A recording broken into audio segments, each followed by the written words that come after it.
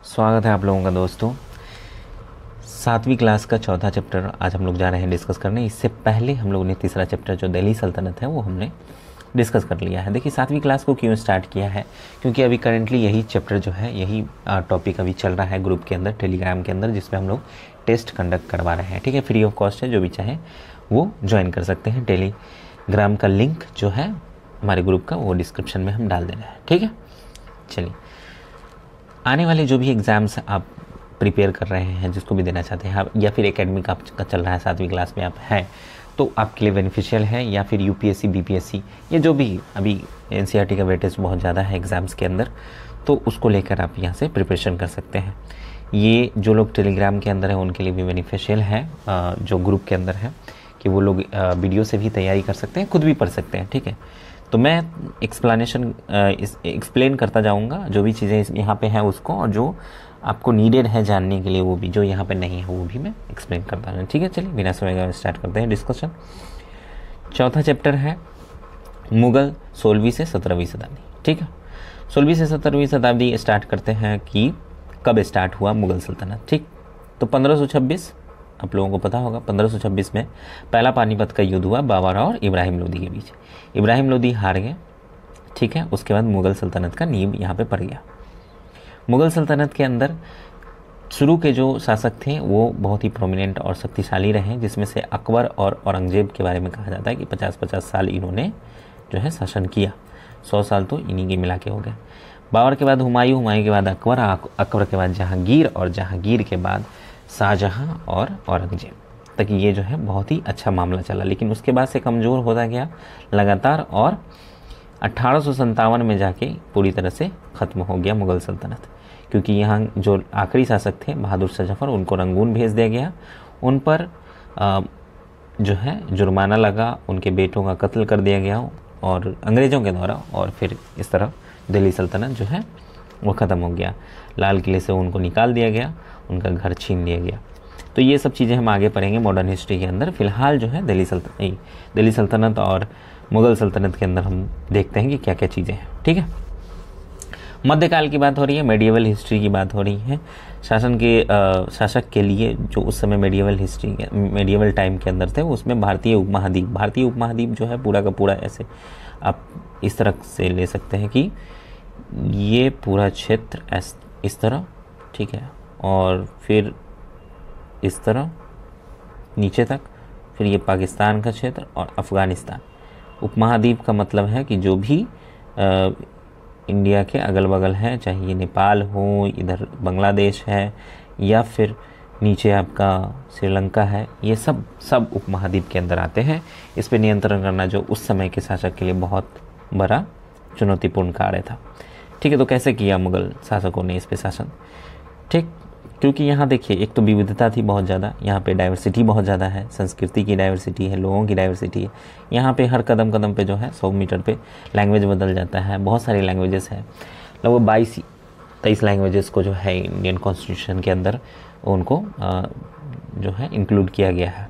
ठीक है, बाकी तो ऐसे बहुत सारे लैंग्वेज हैं। यहाँ पे ट्राइबल्स हैं, अलग अलग धर्म, अलग अलग रीति संप्रदाय जो है यहाँ पे माने जाने वाले लोग भी हैं। इस पे शासन करना बहुत ही मुश्किल है। ठीक है, किसी एक धर्म का या एक धर्म के लोगों का। चलिए, तो फिर मुग़लों ने क्या किया? देखिए, अपने पूर्ववर्तियों के विपरीत मुग़लों ने एक साम्राज्य की स्थापना की और वह कार्य पूरा किया जो अब केवल छोटी अवधियों के लिए ही संभव जान पड़ता था। यानी थोड़ी देर के लिए तो उपमहाद्वीप पे हो जाता था। क्या होता था, अब पहले भी आप दिल्ली सल्तनत के अंदर देखें तो खिलजी और जो तुगलक वंश थे वो दक्कन को जीत लेते थे, लेकिन फिर जैसे ही वहाँ से वापस होते थे तो फिर दक्कन पे उन लोगों का, वहाँ के स्थानीय शासकों का फिर से राज हो जाता था। या फिर आप गंगा के मैदानों को जीत लेते थे, लेकिन इतना ज़्यादा भेदना उनको मुश्किल होता था कि फिर वहाँ से जो स्थानीय शासक होते थे, सरदार होते थे, उनका ही नियंत्रण हो जाता था वहाँ पे। ठीक है, लेकिन फिर इन्होंने कैसे किया? इन्होंने दिल्ली और आगरा से अपने राज्य का विस्तार शुरू किया। पहले दिल्ली, उसके बाद फिर आगरा। इब्राहिम लोदी को हराया, फिर दिल्ली पे और उसके बाद आगरा पे। ठीक, आगरा कुछ समय के लिए भी राजधानी रही। ठीक है, अधिकार प्राप्त कर लिया। उन्होंने प्रशासन के ढांचे, शासन संबंधी जो विचार लागू किए वे उनके राज्य के पतन के बाद भी टिके रहे। यह एक ऐसी सांस्कृतिक धरोहर थी जिसके प्रभाव से उपमहाद्वीप में उनके पश्चात आने वाले शासक अपने को अछूत न रख सके।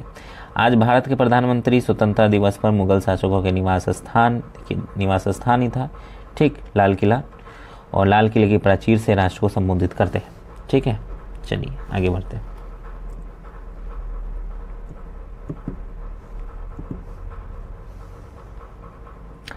मुगल कौन थे? पहले मुगल के बारे में जानते हैं। देखिए, मुगल जो है दो महान शासक वंशों के वंशज थे। माता की तरफ से मंगोल, चंगेज खां को कहा जाता, बहुत ही खुखार शासक था और उसने जो है लगभग पूरे उपमहाद्वीप जो उस समय था मंगोल से लेके चीन और उसके अलावा जो रशिया का भाग है, देखेंगे तो इस तरह मंगोल है और इसके नीचे फिर चीन है और फिर इसके ऊपर जो है लैंड लॉक्ड है पूरा मंगोल, उसके ऊपर रशिया का भाग है। तो ये पूरे ईरान तक उसने कब्जा कर लिया था, जो आज के डेट में उज्बेकिस्तान का पार्ट है, उत्तर पूर्वी ईरान, वहाँ तक कब्जा कर लिया था। ठीक है, और फिर कई बार जो है उसने यहाँ दिल्ली के ऊपर भी आक्रमण किया था। तो महान शासक जो थे चंगेज खां चीन, मध्य एशिया के कुछ भागों पर राज करता था, उत्तराधिकारी थे। पिता की ओर से ईरान, इराक एवं वर्तमान तुर्की के शासक जो तैमूर लंग, इनको तैमूर कहा जाता है, 13वीं शताब्दी में, लगभग मृत्यु जो है 14वीं शताब्दी के अंदर हुआ, 15वीं शताब्दी के अंदर, इनके वंशज थे पिता की ओर से। ठीक है, परंतु मुगल अपने को मुगल या मंगोल कहलवाना पसंद नहीं करते थे। ऐसा इसलिए क्योंकि चंगेज खां से जुड़ी स्मृति सैकड़ों व्यक्तियों के नरसंहार से संबंधित थी। यही स्मृतियां मुगलों के प्रतियोगियों की उज्बेगों से भी संबंधित थी। ठीक है, दूसरी तरफ मुगल तैमूर के वंशज होने पर गर्व करते थे। अब एक ऐसा चित्र भी था जिसमें सारे जो है राजा अपना चित्र जो है तैमूर बीच में है और उनके इर्द गिर्द अपना चित्र बनवाया हुआ है। ठीक है, मुगल सम्राट जितने भी रहे गर्व करते थे, क्योंकि इस महान पूर्वज ने 1398 ईस्वी में दिल्ली पर कब्जा कर लिया था। उन्होंने अपनी वंशावली का प्रदर्शन चित्र बनवा कर किया, जो मैं आपको बता रहा हूँ वही। प्रत्येक मुगल शासक ने तैमूर के साथ अपना चित्र बनवाया हुआ है। ठीक, मुगल सैन्य अभियान के बारे में देखते हैं। मुगल फौज अभियान पर है। प्रथम मुगल शासक बाबर ने 1526 से लेकर 1529 तक यहाँ पे शासन किया, लगभग 4 साल। जब 1494 में फरगाना उनका जो अपना राज्य था, वहाँ राज्य का उत्तराधिकार प्राप्त किया तो उसकी उम्र केवल 12 वर्ष ही थी। मुगलों की दूसरी शाखा उज्बेगों के आक्रमण, यानी उनके खुद के ही सगे संबंधी थे, उन्होंने आक्रमण कर लिया और अपनी पैतृक गद्दी को छोड़ना पड़ा उनको। फिर भटकने के बाद 1504 में काबुल पर कब्जा कर लिया। काबुल जो आज के डेट में अफगानिस्तान में है। ठीक है, वहाँ पे उन्होंने कब्जा किया।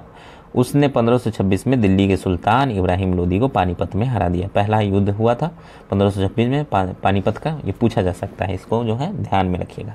पानीपत का पहला युद्ध कब हुआ था और किसके बीच हुआ था? तो पानीपत का पहला युद्ध 1526, ठीक है, और बाबर और इब्राहिम लोदी के बीच हुआ था। फिर उसके बाद आगरा पे भी कब्जा कर लिया। 16वीं शताब्दी के युद्धों में तोप जो सबसे पहले जो है 16वीं शताब्दी के युद्ध में एक तो चंगेज खान ने यूज़ किया था तोपों का, और उसके बल पे जो है पूरा का पूरा मध्य एशिया और उस तरफ जो है उन्होंने चीन वगैरह पे अपना शासन स्थापित कर लिया था। लेकिन उसके बाद बाबर ने भी तोप का इस्तेमाल किया पानीपत के पहले युद्ध में, और उसके बल पे जो है यहाँ पे पहली लड़ाई उन्होंने जीत ली। आगे बढ़ते हैं। और ये जो आप देख रहे हैं नक्शे के अंदर, ये पूरा जो है मुगल शासन के अकबर के शासन के समय का है, 1605 ईस्वी का। ठीक, इस समय आप देख सकते हैं कि काबुल तक, कंधार तक, यानी पूरा अफगानिस्तान का क्षेत्र और ये पाकिस्तान का क्षेत्र और हिंदुस्तान का भी जो क्षेत्र है, ये लगभग जो है मुगल शासन के अंदर था। गनवाना जो लैंड है उड़ीसा का, वहाँ तक पहुँचा हुआ था, लेकिन ये थोड़ा सा क्षेत्र जो है ये छत्तीसगढ़ का इलाका ये बचा हुआ था, और झारखंड का इलाका थोड़ा। उसके बाद दक्षिण का इलाका हमेशा बचा ही रहा, क्योंकि हमेशा उसके लिए संघर्ष चलता रहा, इवन कि औरंगजेब के टाइम तक। औरंगजेब ही एक ऐसा शासक है जो दक्षिण में मरा और वहीं पे उनका जो है कब्र है। ठीक, उत्तराधिकार की मुगल परंपराएं। देखिए, उत्तराधिकार का मुगल परंपरा ये था कि जो बड़ा है उसको नहीं मिलेगा। ऐसा नहीं है कि आप का जो मान लीजिए कि ये शासक है, इनका बड़ा पुत्र जो है इनको फिर मिल जाएगा शासन, नहीं, ऐसा नहीं था। उसमें जो भी शक्तिशाली होगा, जो जीतेगा उन्हीं को मिलेगा। तो मुगल ज्येष्ठ अधिकार के नियम में विश्वास नहीं रखते थे। ऐसा नहीं था कि जो बड़ा है बेटा उसी को मिलेगा, ठीक, जिसमें ज्येष्ठ पुत्र अपने पिता के राज्य में उत्तराधिकारी होता है। इसके विपरीत उत्तराधिकार में वह सहदायाद की मुगल और तैमूर वंशों की प्रथा को, एक तो मुगल वंश में या तैमूर वंश में प्रथा को अपनाते थे, जिसमें जो जितना शक्तिशाली होगा, जो जीतेगा वही अपना राज्य करेगा, ठीक है। फिर मुगलों के अन्य शासकों का संबंध। मुगल ने उन शासकों के विरुद्ध लगातार अभियान किए जिन्होंने उनकी सत्ता स्वीकारने से इनकार कर दिया। उसमें महाराणा प्रताप भी थे, ठीक, जिन्होंने हमेशा आखिरी तक उनको रिटेलिएट किया, ठीक है। जब मुगल शक्तिशाली हो गए, कई अन्य शासकों ने स्वेच्छा से उनकी सत्ता को स्वीकार कर लिया। देखा कि भाई, एक तो मुगलों ने ये फरमान जारी किया कि जिनको भी हमारे साथ हमारे छत्र छाया में आना है आ जाइए, और नहीं तो हम उन पे आक्रमण करेंगे। अगर कोई दूसरा राज्य उनकी सहायता करता है तो फिर उस पे भी हम आक्रमण करेंगे, ठीक है। इस तरह इस डर से कोई जो है उस पहले वाले का सहायता नहीं करता था, ठीक है। और बहुत बड़ी फौज थी, मुगल एक तो तोप लेके आए थे, तो वो अलग ही बात थी। तो इसके डर से मुगलों के सामने कोई खड़ा नहीं हो पाता था उस समय, ठीक। अनेकों ने मुगल घराने में अपनी पुत्रियों को विवाह, जैसे कि अकबर की जो आपने देखा होगा जुद्धा अकबर, तो जुद्धा जो बाई थी वो आमेर की थी, और वो आमेर घराने ने यहाँ पे अपनी पुत्रियों को विवाह किया था, ठीक है। जहांगीर की भी पत्नी जो थी वो एक राजपूत पुत्री ही थी, और यहाँ पे फिर उनको उच्च पद दिए जाते थे, परंतु कईयों ने विरोध भी किया। चलिए फिर आगे देखते हैं। यहाँ पे थोड़ा फैक्ट दिया है। राजपूतों के साथ मुगलों की शादियाँ। जहांगीर की माँ कछवाहा राजकुमारी थी, ठीक है। वह अंबर आमेर की नहीं, अंबर वर्तमान में जयपुर के राजपूत शासक की पुत्री थी। शाहजहां की माँ यानी जहांगीर की जो पत्नी थी वो भी एक राठौर राजकुमारी थी। वह मारवाड़ जोधपुर के राजपूत शासक की पुत्री थी। देखिए ये फैक्ट भी आप याद रखिएगा, ठीक, पूछा जा सकता है। मेवाड़ के सिसोदिया राजपूत लंबे समय तक मुगलों को रिटेलिएट करते रहे, स्वीकार नहीं किया, ठीक है। परंतु जब वे हारे तो मुगलों ने उनके साथ सम्मानीय व्यवहार किया। ऐसा नहीं किया कि उनको अपमान किया गया। देखिए शुरू में क्या हुआ कि जब अकबर छोटे थे तो बैरम खां के सरपरस्ती में वो चल रहे थे, तो जिनको भी वो हराते थे उनका सरकलम कर देते थे, यानी बहुत ही बुरी तरीके से, और फिर उनको लूट मार खसोट किया जाता था। लेकिन जब अकबर ने सत्ता संभाली तो इस तरह का व्यवहार उसने थोड़ा बंद कर दिया, ठीक है। चलिए, व्यवहार किया, वतन जागीर के रूप में फिर वापस कर देते थे, और अपने अंडर जो है उनको कहते थे कि आप हमारे अंडर रहिए, छत्र छाया के अंदर ही शासन चलाइए, अपना जो भी आपका ज़मीन वगैरह है, जो आपका क्षेत्र है उसमें आप आराम से शासन चला सकते हैं, लेकिन अंडर हमारे ही आपको शासन चलाना पड़ेगा, ठीक है। तो मुगल जो है भारत के अनेक शासकों और सरदारों पर अपना प्रभाव बढ़ा पाए इस तरह, क्योंकि उनको फिर वो किसी तरह से बेइज्जत नहीं करते थे, वापस दे देते थे, और अपनी छत्र छाया में ही उनका सरकार जो है चलने देते थे। हमेशा बरकरार रखना कठिन था। मनसबदार और जागीरदार क्या थे मुगल काल में? जैसे जैसे साम्राज्य में विभिन्न क्षेत्र सम्मिलित होते गए, वैसे वैसे मुगलों ने तरह तरह के सामाजिक समूहों के सदस्यों को प्रशासन में नियुक्ति करना आरंभ कर दिया, ठीक है। अब क्या है कि ये अलग समाज है, ये अलग समाज है, तो सबके प्रतिनिधियों को क्या किया मुगलों ने यहाँ पे अपने प्रशासन के अंदर नियुक्त करना स्टार्ट कर दिया, ठीक है। अब क्या हुआ कि शुरू में ज़्यादातर सरदार जो थे वो कौन, तुर्की यानी तुरानी लोग थे, लेकिन अब इस छोटे समूह के साथ साथ उन्होंने शासक वर्ग में ईरानियों को भी, भारतीय मुसलमानों को, अफगानों को, राजपूतों को, मराठों को, अन्य समूहों को सम्मिलित किया। मुगलों की सेवा में आने वाले नौकरशाह को मनसबदार कहा जाता था, ठीक। मनसबदार शब्द का प्रयोग ऐसे व्यक्तियों के लिए होता था जिन्हें कोई मनसब यानी कि कोई सरकारी हैसियत या पद मिलता था, तो उनको मनसबदार कहा जाता था। यह मुगलों द्वारा चलाई गई श्रेणी व्यवस्था थी, जैसे आज की डेट में है ना IAS IPS, ये तो इस तरह की श्रेणी थी वहाँ पे, ठीक है। इनके जरिए जो है 1 पद 2 वेतन ऐसे एवं 3 सैन्य उत्तरदायित्व निर्धारित किए जाते थे। पद और वेतन का निर्धारण जात की संख्या पर निर्भर था। जात का मतलब क्या था? जात की संख्या जितनी अधिक होती थी, दरबार में अभिजात की प्रतिष्ठा उतनी ही बढ़ जाती थी और उसका वेतन भी उतना ही अधिक होता था। जो सैन्य उत्तरदायित्व मनसबदारों को सौंपे जाते थे, सैन्य मतलब कि उनके पास सेना रखने की, तो उन्हें उनके अनुसार उन्हें घुड़सवार रखने पड़ते थे। ठीक है, यहाँ पे कुछ फैक्ट है वो देख लेते हैं पहले। देखिए, जात की श्रेणी का मतलब क्या है यहाँ पे दिया हुआ कि 5000 जात वाले अभिजातों का 1000 जात वाले अभिजातों से ऊंचा माना जाता था। जात का मतलब ये नहीं कि जाति व्यवस्था, जात का मतलब जिनके पास जिनको एक श्रेणी इस तरह से बनाई जाती थी, तो इन जो ऊंचे पद पे होते थे उनको एक जात दिया जाता था कि उनको 5000, उनके पास 5000 जात है, फिर उनके नीचे जो होते थे 1000 जात है, फिर उनके नीचे जो होते थे उसी तरह। ठीक, तो अब इन अभिजातों को ऊंचे, अकबर के शासन में 29 ऐसे मनसबदार थे, 5000 जात की पदवी के थे। ठीक ना, जो जिनके पास ऐसे 29 लोग थे, मनसबदार थे जिनके पास 5000 जात की पदवी थी। ठीक, पद था, पद का नाम था। ऐसे मनसबदारों की संख्या 79 हो गई। कब? औरंगजेब के शासनकाल में 79 हो गई ऐसे। तो ऐसे लोग जो पहले 29 थे, अब 5000 जात वाले औरंगजेब के शासनकाल में 79 हो गए थे। ठीक, चलिए आगे बढ़ते हैं। अब है कि जो मनसबदार अपने सवारों को निरीक्षण के लिए लाते थे, वे अपने सैनिकों को घोड़ों को दगवाते थे, घोड़ों पर निशान लगवाते थे एवं सैनिकों का पंजीकरण करते थे। पंजीकरण मतलब उनके बारे में पूरा डिटेल लेते थे। ठीक है, कि कौन है, कहाँ से है, क्या है, किस पद पे है। कार्रवाइयों के बाद भी ही उन्हें सैनिक को वेतन देने के लिए धन मिलता था। अब जो मनसबदार होते थे उनको धन मिलता था, जो भी वो टैक्स इकट्ठा करके लाते थे। ठीक,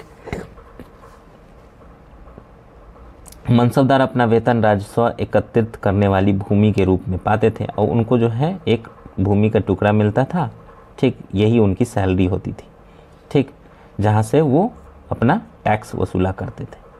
ठीक, जिन्हें जागीर कहते थे। अब ये जागीर मिलती थी जो तकरीबन इक्ताओं के समान थी। इक्ता के बारे में हम लोग पढ़ रहे थे, एक इलाका होता था जो कि एक वहाँ पे इक्तेदार जो है नियुक्त होता था, जिसके अंडर वो सब होता था। तो उसी तरह यहाँ पे भी होता था और इसको इक्ता की जगह जागीर कहते थे और एक उनको जो है मनसबदार कहा करते थे, जिनके अंडर ये होता था, या जागीरदार कहा करते थे। परंतु मनसबदार जो है मुक्तियों से भिन्न, अब युक्तियों से, यानी मुक्ति या युक्ति वही बात है, इक्ताओं से भिन्न अपने जागीरों पर नहीं रहते थे। अब क्या है कि जो इक्तेदार होते थे वो अपने इलाके में रहते थे और वहीं पे अपना राजस्व एकत्रित किया करते थे, या फिर उनका ट्रांसफ़र दूसरी जगह कर दिया जाता था तो फिर वहाँ पे हो जाते थे। लेकिन मनसबदार कहाँ रहते थे? वो हमेशा शहर के अंदर रहते थे, जो जहाँ पे दरबार था वहाँ रहते थे। ठीक है, वो अपने जागीरों पर नहीं रहते थे और न ही उन पर प्रशासन करते थे। उनके पास अपनी जागीरों के केवल राजस्व यानी कि टैक्स एकत्रित करने का अधिकार था। यह राजस्व उनके नौकर उनके लिए एकत्रित करते थे, जो भी नौकर होते थे, जबकि वे स्वयं देश के किसी अन्य भाग में रहते थे, या फिर राजा के दरबार में रहते थे, या फिर देश के अन्य भाग में रहते थे कहीं। अब मान लीजिए कि आपकी जागीर एक यहाँ पे है, ये हिंदुस्तान है, और यहाँ पे आपका कोई जागीर है, यहाँ पे आपको दे दिया गया है, लेकिन आप जो है मुग़ल सल्तनत के अंदर यहाँ पे सेवा दे रहे हैं अपनी, और यहाँ पे आपकी जागीर है, लेकिन यहाँ से आप टैक्स वसूल रहे हैं, और जो कि आपका एक नौकर जो है वो वसूलता है आपके बदले में। ठीक है, अकबर के शासनकाल में इन जागीरों का सावधानी पूर्वक आकलन किया जाता था ताकि इनका राजस्व यानी कि टैक्स मनसबदार के वेतन के तकरीबन बराबर रहे। औरंगजेब के शासनकाल तक पहुँचते पहुँचते स्थिति बदल गई। अब प्राप्त जो टैक्स होता था वो मनसबदार के वेतन से बहुत कम होता था।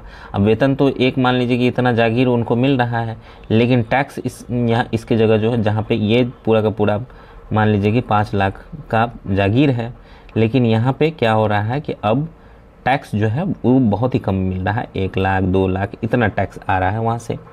तो ये कब हुआ? जब औरंगजेब का शासन आया, लेकिन जो अकबर के शासन के समय लगभग बराबर ही था। ठीक है, अब मनसबदार के वेतन से बहुत कम था। मनसबदारों की संख्या में भी अत्यधिक वृद्धि हो गई थी। जहाँ 29 था अकबर के टाइम पे, वहाँ 79 हो गया था, जिसके कारण उन्हें जागीर मिलने से पहले एक लंबा इंतज़ार करना पड़ता था। अब जागीर मिलना तो था, लेकिन बहुत सारे ऐसे हैं जो इस पदवी के हैं, 5000 पदवी के, ठीक है। तो अब इनको जागीर मिले, अब इसके लिए कौन सा कोई एरिया खाली रहे तो फिर मिले ना। अब एरिया ही नहीं है तो कैसे मिलेगा, ठीक है। इन सभी कारणों से जागीरों की संख्या में कमी हो गई। फलस्वरूप कई जागीरदार जो है मनसबदार जागीर रहने पर यह कोशिश करते थे कि वे जितना राजस्व वसूल कर सके कर लें। जितना भी टैक्स लेना चाहते थे तो मतलब इतना ज़्यादा टैक्स लेने के लिए वो आतुर हो गए कि जितना ज़्यादा वसूल सकते थे वसूल लेते थे, ठीक है। बहुत ज़्यादा टैक्स लगाने लगे। अपने शासनकाल के अंतिम वर्षों में औरंगजेब इन परिवर्तनों पर नियंत्रण नहीं रख पाए, जिस कारण क्या हुआ कि वहाँ पे विद्रोह होना स्टार्ट हो गया।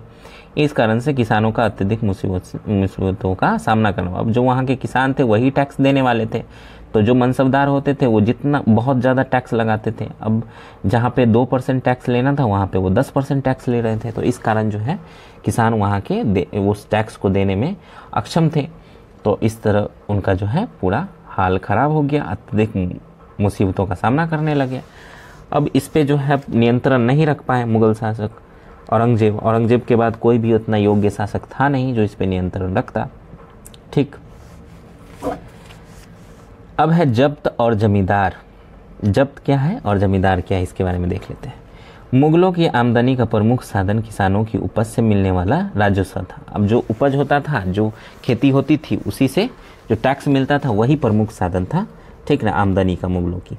अधिकतर स्थानों पर किसान ग्रामीण कुलीनों यानी कि मुखिया या स्थानीय सरदारों के माध्यम से राजस्व देते थे।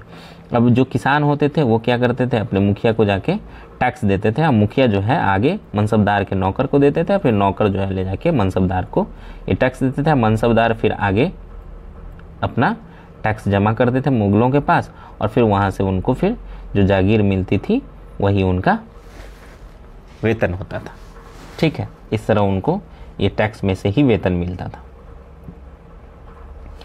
ठीक। अब क्या है कि समस्त मध्यस्थों के लिए, चाहे वे स्थानीय ग्राम के मुखिया हो या फिर शक्तिशाली सरदार हो, अब जो लोग बीच के लोग थे उनको मध्यस्थ कहा जाता था टैक्स वसूलने में या टैक्स पहुंचाने में। मुगल एक ही शब्द जमींदार का प्रयोग करते थे। अब इन सभी को क्या कहते थे, चाहे वो सरदार हो, चाहे मुखिया हो, चाहे स्थानीय ग्राम हो, सबको मुगल क्या कहते थे, जमींदार ही कहते थे, ठीक है। अकबर के राजस्व मंत्री टोडरमल कौन थे, अकबर के वित्त मंत्री थे, ठीक है, ने 10 साल यानी 1570 से लेकर 1580 की काल अवधि में कृषि की पैदावार, कीमतों और कृषि भूमि का सावधानीपूर्वक सर्वेक्षण किया। उन्होंने क्या किया, इस पे बहुत ज़्यादा रिसर्च किया, ठीक है। इन आंकड़ों के आधार पर प्रत्येक फसल पर नगद के रूप में कर यानी राजस्व निश्चित कर दिया। नगद, अब जितना भी फसल होता था उस पर नगद के रूप में, ठीक, उसके बदले आपको नगद राशि एक देनी पड़ती थी, निश्चित कर दिया। प्रत्येक सूबे यानी जितना भी प्रांत था, ठीक, मुगल साम्राज्य जितना बड़ा था उसमें जो भी प्रांत होते थे उसको राजस्व मंडलों में बांटा गया, ठीक है। अब ये प्रांत है पूरा का पूरा, मान लीजिए अब यहाँ पे एक मंडल हो गया, फिर इसको एक मंडल करें जहाँ से टैक्स लेना होता था, ठीक। और प्रत्येक की हर फसल के लिए, अब जो भी फसल वहाँ पे होते थे, राजस्व दर की अलग सूची बनाई गई। राजस्व प्राप्त करने की इस व्यवस्था को जब्त कहते थे। अब ये जो व्यवस्था टोडरमल साहब ने चलाई थी वो इसको जब्त कहा गया, ठीक है। इस व्यवस्था में क्या होता था कि हर फसल पे एक अलग जो है नगद टैक्स जो है उन्होंने बना दिया था और उसकी एक लिस्ट बना दी थी और इसी के अनुसार जो है टैक्स लिया जाता था। एक प्रांत के अंदर पूरे राजस्व मंडलों में बांट दिया जाता था, तो इसको जब्त कहा गया। अब जमींदार क्या हुआ, यह अवस्था उन स्थानों पर प्रचलित थी जहां मुगल प्रशासनिक अधिकारी भूमि का निरीक्षण कर सकते थे, सावधानी पूर्वक उनका हिसाब रख सकते थे।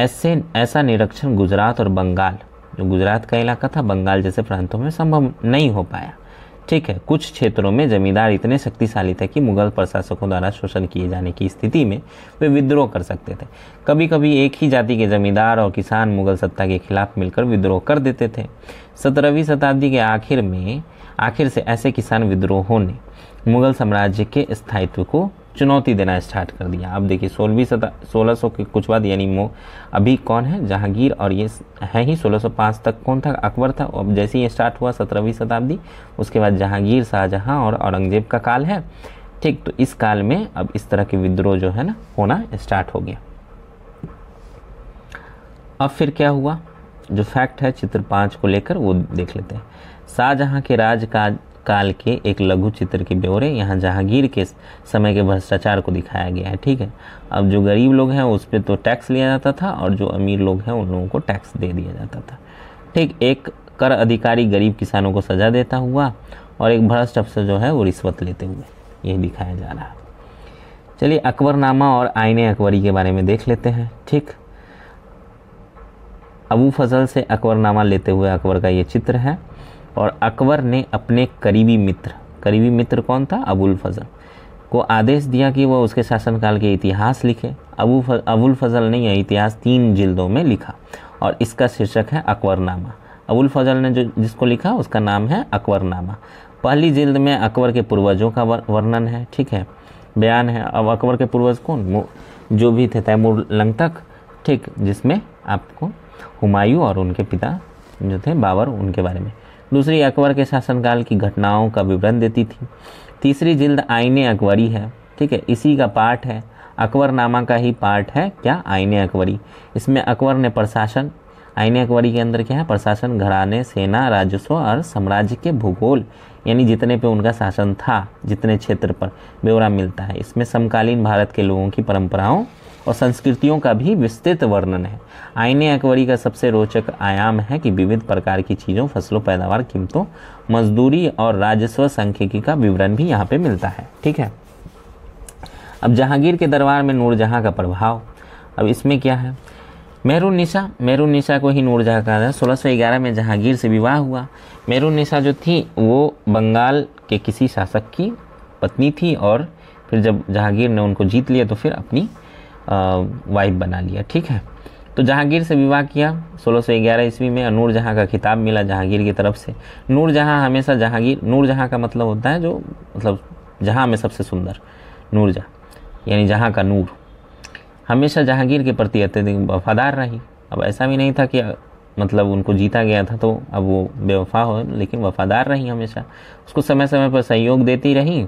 लगभग 37 साल तक इन्होंने राज किया। ठीक है, जहांगीर ने। नूरजहां के सम्मान में जहांगीर ने चांदी के सिक्के निकलवाए। ठीक, ये याद रखिएगा, जिसने एक ओर स्वयं के खिताब उत्कीर्ण किए और दूसरी ओर यह वाक्य रानी बेगम नूरजहां के नाम से गढ़ा गया। ये वाक्य याद रखिए। बाईं ओर दिया गया दस्तावेज नूरजहां द्वारा जारी किया गया आदेश। ठीक है,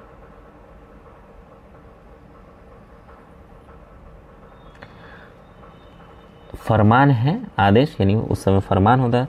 चकोर मोहर जो लगी हुई है ना, मोहर बताती है उदात और महान महारानी नूरजहां पातशाह बेगम का आदेश। उनको पातशाह बेगम गोल मोहर के अनुसार शाह जहांगीर के प्रताप में महारानी चंद्रमा जैसी वैभवशाली बन गई। हम कामना करते हैं कि नूरजहां पातशाह इस युग की सर्वोत्तम महिला बने। ठीक है, नूरजहां का फरमान है ये। अब है सुलह कुल। सुलह कुल क्या है, आइए देख लेते हैं अकबर की सुलह कुल के बारे में। अकबर की सुलह कुल की नीति जो है उनके पुत्र जहांगीर ने इस प्रकार वर्णन किया है। जब अकबर इस दुनिया से चल बसे, ईश्वरीय अनुकंपा के विस्तृत आंचल में सभी वर्गों और सभी धर्मों के अनुयायियों की एक जगह है। इसीलिए उसमें विशाल साम्राज्य जिसकी चारों ओर सीमाएं केवल समुद्र से ही निर्धारित होती हैं। अब देखिए चारों ओर सीमाएं, अब भारत का अगर इस तरह का नक्शा आप लें, ठीक है, तो इधर भी समुद्र है, इधर भी समुद्र है, उसी के बारे में कह रहे हैं। ठीक, समुद्र से ही निर्धारित होती हैं। विरोधी धर्मों के अनुयायियों और तरह तरह के अच्छे बुरे विचारों के लिए भी जगह थी। यहाँ असहिष्णुता का मार्ग बंद था। यहाँ सुन्नी और शिया एक ही मस्जिद में इकट्ठे होते थे और ईसाई और यहूदी एक ही गिरजे में प्रार्थना करते थे। उसने सुसंगत तरीके से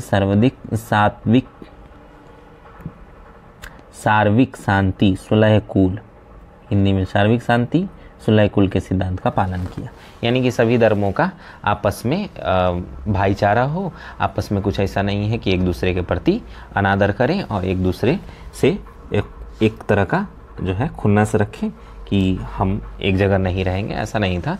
सुलह कुल यानी अकबर के शासनकाल में ऐसा था कि सारे धर्म एक जगह ही मिलजुल कर रह रहे थे, ऐसा उन्होंने वर्णन किया। ठीक है, जहांगीर ने 17वीं शताब्दी में और उसके पश्चात मुगल साम्राज्य की प्रशासनिक और सैनिक कुशलता के फलस्वरूप आर्थिक और वाणिज्यिक समृद्धि में वृद्धि हुई। विदेशी यात्रियों ने इसे वैसा धनी देश बताया जैसा किस्से कहानियों में वर्णित होता रहा। सोने की चिड़िया कहा जाता था, तो सोने की चिड़िया लगती थी उस समय। यही यात्री इसी प्रचुरता के साथ मिलने वाली दरिद्रता को देखकर विस्मित, यानी कि गरीबी भी थी। ऐसा नहीं था कि सोने की चिड़िया कह रहे हैं तो सोने की चिड़िया दिखती थी और गरीबी नहीं थी, गरीबी भी थी उस समय। ठीक है, सामाजिक असमानताएं भी साफ दिखाई पड़ती थी। शाहजहां के शासनकाल में 20वें वर्ष के दस्तावेजों से हमें पता चलता है कि ऐसे मनसबदार जिनको उच्चतम पद प्राप्त था कुल 8000 में से 445 ही थे। 8000 में से 445 ही थे, यानी कि आप समझ सकते हैं कि 0.5% या 5% कहें। ठीक है, लगभग 5% लोग थे। कुल मनसबदारों की एक छोटी संख्या 5.6% को ही देखिए। साम्राज्य के अनुमानित राजस्व का 61.5% यानी 61.5% स्वयं उनके सवारों के वेतन के रूप में दिया जाता था। मुगल सम्राट और उनके मनसबदार अपनी आय का बहुत बड़ा भाग वेतन और वस्तुओं पर लगा देते थे। इस खर्चे से शिल्पकारों और किसानों को लाभ होता था, चूंकि वे वस्तुओं को और फसल की पूर्ति करते थे। परंतु राजस्व का भार इतना था कि प्राथमिक उत्पादकों, किसान और शिल्पकारों के पास निवेश के लिए बहुत कम धन बचता था। इनसे जो बहुत गरीब थे मुश्किल से ही पेट भर पाते थे। वे उत्पादन शक्ति बढ़ाने के लिए अतिरिक्त संसाधनों में, औजारों और अन्य वस्तुओं में निवेश करने की बात सोच भी नहीं सकते थे।